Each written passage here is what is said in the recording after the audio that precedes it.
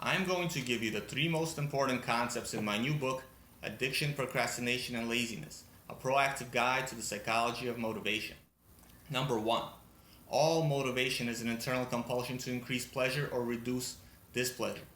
Whenever we experience any kind of displeasure, be it hunger or an itch or anxiety, our attention is drawn to thoughts of how to relieve that displeasure, and we feel an internal compulsion to take the actions that do relieve it.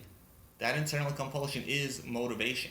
Hunger motivates us to eat, and itch motivates us to scratch. Anxiety motivates us to avoid the anxiety-causing situation. But even when we are in a neutral state, when we experience no displeasure, we aren't just content to sit there.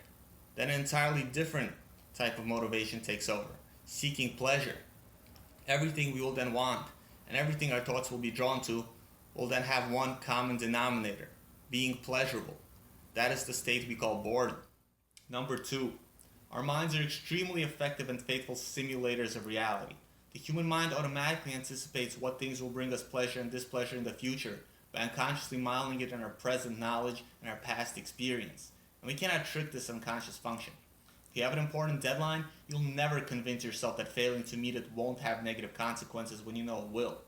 You'll never chase away your anxiety, which actually motivates you to complete the deadline, no matter how hard you pretend that nothing bad will happen. And if you try to impose a deadline on yourself without any negative consequences, you'll never feel the anxiety that will motivate you to complete it, even by telling yourself that it's a matter of life or death. Which brings me to my third and final point. The single most effective way we could motivate ourselves is by changing our physical environment, manipulating our surroundings so that the things we want to do are easier, more pleasurable, and have positive consequences, while making the things we want to avoid harder, less pleasurable, and have negative consequences.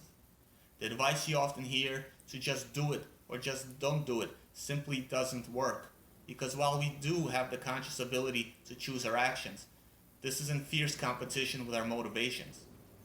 In the span of several seconds or minutes, we can act in opposition to our need to seek pleasure and reduce displeasure. But in the course of tens of minutes or an hour, our motivations will virtually always win out. To learn a lot more about this, read my book, Addiction, Procrastination, and Laziness, now available on Amazon.com.